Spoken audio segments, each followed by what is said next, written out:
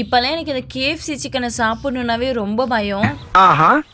அது ஏன்னு சொல்கிறேன், இப்போல்லாம் வர்ற இன்ஸ்டாகிராமில் ரீல்ஸில் எல்லாமே இந்த கேஎஃப்சியில் கொடுக்குற சிக்கன் ஃப்ரெஷ் சிக்கன் இல்லைன்னு சொல்லிட்டு.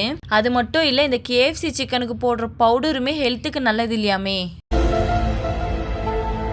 ஃபஸ்ட்டெல்லாம் இந்த கேஎஃப்சி சிக்கனுக்கு போனோம் அப்படின்னாவே இந்த சின்ன குழந்தை மாதிரி ஐயா ஜாலி ஜாலி கேஎஃப்சி சிக்கனுக்கு போகிறோன்னு சொல்லிட்டு இருப்போம். இப்போல்லாம் கேஎஃப்சிக்கு போகலாமான்னு கேட்டால் நான் ஃபஸ்ட்டு நோன்னு தான் சொல்லுவேன். அதுதான் ஹெல்த்துக்கு நல்லது இல்லையாமே, அது எதுக்கு நம்ம இவ்வளோ காசு கொடுத்து சாப்பிடணும்னு சொன்னால் கேட்கவே மாட்டேங்கிறாங்க. இந்த ஒரு டைம் மட்டும் போய் சாப்பிட்டு வரலாம், அடுத்த டைம்ல இருந்து போகிறது வேண்டான்னு சொல்லிட்டு தான் கூப்பிட்டு போனாங்க. நோட் பண்ணுங்கப்பா, பின்றாப்பா. எனக்கு இந்த கேஎஃப்சியில் ரொம்ப பிடிச்சதே இந்த பாப்கார்ன் சிக்கன் மட்டும்தான். உங்களுக்கு என்ன பிடிக்குன்றதை மறக்காம கமெண்ட்ல சொல்லிட்டு போங்க. இந்த அவரக்கோட்டையிலேருந்து பிதிக்கு எடுக்கிற பருப்பை எங்கள் ஊரில் பிதுக்காம் பருப்புன்னு சொல்லுவோம். உங்கள் ஊரில் என்ன சொல்லுவாங்கிறத கமெண்ட்டில் சொல்லுங்கள். இங்கே பெங்களூரில் எல்லாமே அவரே பேலேன்னு சொல்கிறாங்க. வருஷம் இந்த பிதுக்காம் பருப்பு கூட தான் சிக்கன் மட்டனே செய்வாங்க. சாப்பிட்றதுக்கு அவ்வளோ டேஸ்ட்டாக இருக்கும். உங்களுக்கும் இந்த குழம்பு ரொம்ப பிடிக்கும்னா மறக்காமல் கமெண்ட்டில் ரெட் டாட் கொடுத்துட்டு போங்க.